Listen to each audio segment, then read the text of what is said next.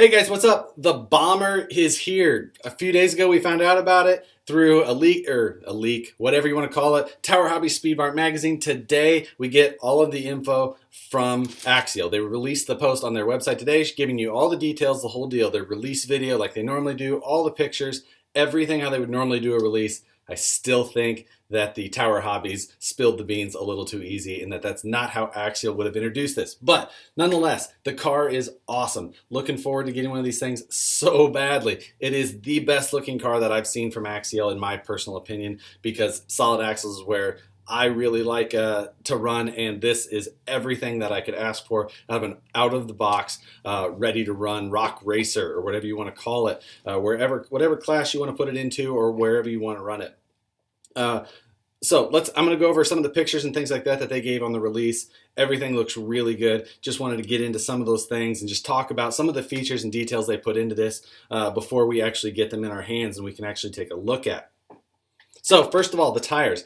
S30 compound. We knew that. Now, that isn't their hardest compound, but it's not their soft compound, the R35 compound. I think their S30 is their medium, middle of the ground. I think it's what came with the kit version of the Axial Yeti, if I'm not mistaken, what they put on those Falcons. So it's a good tire compound. It's not the best for on the rocks, but it's not the worst for on the rocks. It's just a decent middle ground.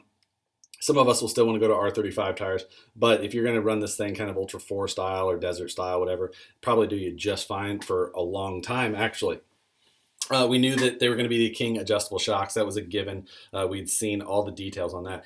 Now, onto the hood. I speculated before that I thought it was going to be some sort of flip-up hood based on those two body pins we could see, and it is. It's a flip-up hood, battery box underneath there, right against the firewall, just like we thought. Looks great. Everything is going to be super easy with that thing. So couldn't be happier to see that little thing. They've got the inner fender wells that look like the real inner fender wells that they run on the King of the Hammers rigs. It's even got some mesh detail like you would see in there, and that's what encloses that battery box to make it look appropriate, make it look like the panels you would really see on these Ultra 4 cars. So they went the extra step there to help hide that battery. Now the skid plate's way different on this thing than we've seen on any Axial so far. So that's a very different thing. Now it's got different link geometry. The front lower links are more triangulated towards the outside. The rear lower links, less triangulated, further towards the outside, which is better for trailing arms. So they went and took the steps to make that geometry work a little bit better, purposefully designed around those trailing arms. Awesome little feature there. Now, something I was saying about this not being like we've seen on their skid plates before, it's not a flat bottom normal skid plate. It actually has a kind of a cove that comes up to help mount that transmission, it would appear, at the little bit of off-camber angle that it would need to. And that's because the transmission is something special, but we'll get to that in a second. So skid plate is definitely different than what we've seen before. Probably won't be any sort of clearance issue.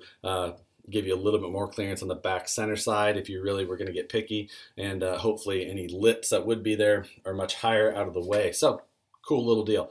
Also, in that picture of the skid plate, you can actually spy a little bit. If you look towards the front of it, it's got an engine cage / oil pan looking thing. As we go further down, we can see that that's the electronics box. But like I said, they've disguised it to look actually like the engine cage of an Ultra 4 car. Bombers are a front engine car. This all fits up there, and it looks, I believe, like they were trying to hide it, disguise it, make it look like that oil pan. And all of the electronics come out through the bottom. So what that should mean is that you should be able to remove the skid plate of this car. Everything will come down separately from the cage other than removing your shocks. I believe that everything on this car should drop out of the bottom with the exception of the shocks. So you remove what's it got? It looks like it has probably the same 8 bolts for the skid plate and then 4 for the shocks, and then you can just take that whole cage off. I think anyway, we'll see. Looks like that's what the case is though. So on the axles, we had seen a couple pictures. It was kind of hard to tell. They weren't super clear pictures about what was going on with the axle itself. We were wondering, it kind of looked like they maybe adjusted the AR60 mold. They have not. The AR60 axle is as was before. Looks like it's the exact same. What they did do is in the front, they came up with a new link mount that bolts on there. and it has these two tabs that kind of come up on top of the axle itself, and that is to give you more mounting positions, specifically for a front-mounted sway bar. Since in the rear, you can run a sway bar without that because your lower link goes to the lower mount, and then your shock mounts on the link. Still leaves you one open spot on that link mount where you can attach your sway bar end links. On the front, shocks go to the axle though, so it's not an option. So they needed another place to mount those sway bar end links, and they did that by just making a new link mount there. Pretty simple little solution, turned out pretty well. Now, you know, some of the little details like how they're mounting the shocks with in double shear, but with a set screw, or a long set screw type thing, rather than a normal screw. Just a little detail there, kind of hides some of the hardware. If you're really wanting to look into the details, that may or may not be something you're into there. Sway bar mount in the back, we saw what we were expecting there. Now the transmission is probably the biggest thing. A lot of speculation or whatever. The last two videos I've done talking about this thing, just guessing, having fun guessing around what we may see. First video, I was saying I thought it would be brushed for the price point. Yesterday, I was saying brushless based on somebody who had seen one over at Bomber Fabrication in person, said that it was brushless. Not the case. Axial had posted before, and I'd overlooked it, that it said brushless ready. So brushless ready means it's brushed. And in the release info, we can see that it is brushed. But brushless ready means that that transmission needs to be able to hold up. And the good news is that they're using a modified version of the Axial Yeti transmission with a new transfer case. That will solve that problem of what we were talking about before with the distance the outputs are away from each other to make sure that those drive shafts cleared. So they did what we were thinking, Yeti transmission, longer transfer case setup. That does mean that there will be a 2-speed option already available. Those Yeti 2 speeds are already out there. Pick that up and you can drop it in there if you want. The car does come stock with a 35 turn brushed motor. 35 turn is slower than the 20 turn that you're normally used to seeing in a Wraith. But if you've watched any of my old builds, like the budget build, $50 budget build of the Poison Spider Wraith, that 20 turn motor was not the motor for the Wraith. I think they put it in there to try and capture that audience who was looking for a little bit more speed, but that 20 turn just doesn't hold up. It burns up too fast. It's too hot of a motor for what they were trying to do without really trying to gear it way down and just saving it that way. That's not what they did. They went in with a slower, more appropriately torqued motor for this setup. So 35 turn motor out of the box would be a little bit slow. If you guys want to keep it brushed, throw that 2-speed in there. It's an option. I personally, a nice censored brushless system takes away the need for any 2-speed for me. I don't see the need for 2 speeds personally. It's just, they're cool if you want to just have that feeling of banging gears. That's just a personal preference thing. But I would rather spend the money on, rather than getting the 2-speed and a servo and having that chance of a mechanical failure with that operation, I would rather spend that money on a brushless, censored brushless system. I've been running either Rock 412s, Pro 4s, Pro 4 HDs, Holmes Polar Pros. Any of those are censored brushless systems. I'll usually run those with the Mamba Max Pro on 3S, and that thing will go as slow as I want when I want to crawl and as fast as I'm capable of driving, whatever that says about me. So, tons of options there. That Yeti gearbox, pretty cool little gearbox, and what they did with it for this car, very fitting, and we know it's going to hold up. Those gears are nice and wide and all metal out of the box. Now there is machined gear options since they're sintered out of the box, but either way, it's going to hold up. Cool to see that. They've added some scale details in there, little things. You can see it looks like a kind of a finned shock reservoir molded into the cage just for scale looks. I'd rather have that than the shock reservoirs like on Boom Racing shocks or something like that. We won't get into boom racing, but now one thing that isn't on this car but is included with this car, which means it's included on a new parts tree for some of you guys, especially those interested in multi-axle. They've got a pass-through that's included. Pass-through so that the pinion comes in one side, spins your ring gear, and then you can put another pinion gear in it so you can make a 6x6 super easily. Molded part already on there. I know I have seen one that's been 3D printed. Not that I trust a 3D printed part in that high stress of a situation, but now there is a molded version, which most likely will mean that we will see other options, machined versions, which was probably in the works already.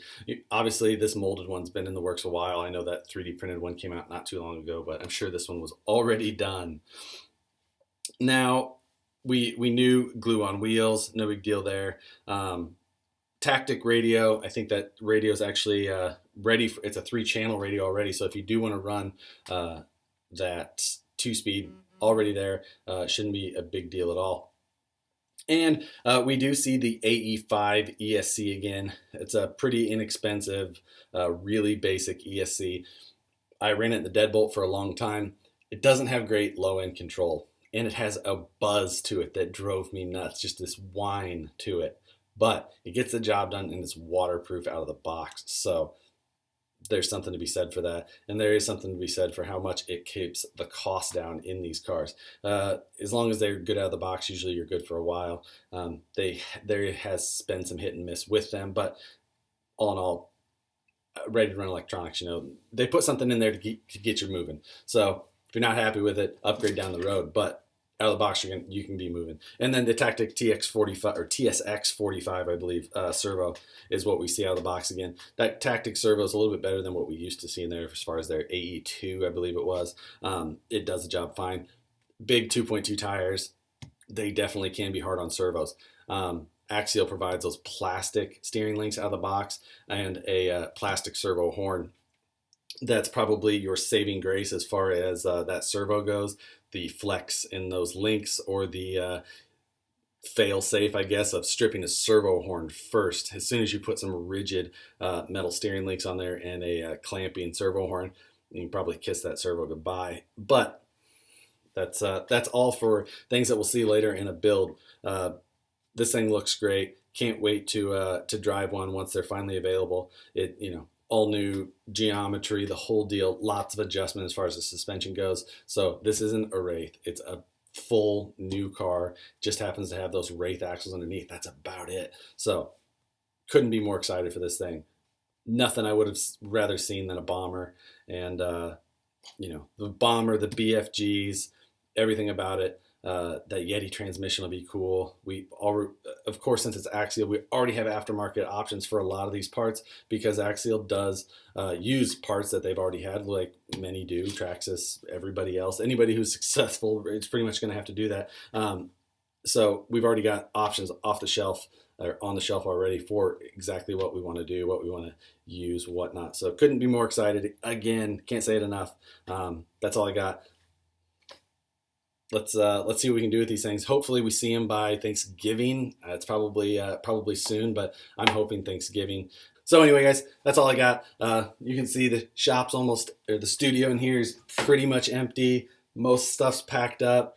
Not much left before I'm vacating the premises here. So more on that later again, and we'll see you guys on the next one.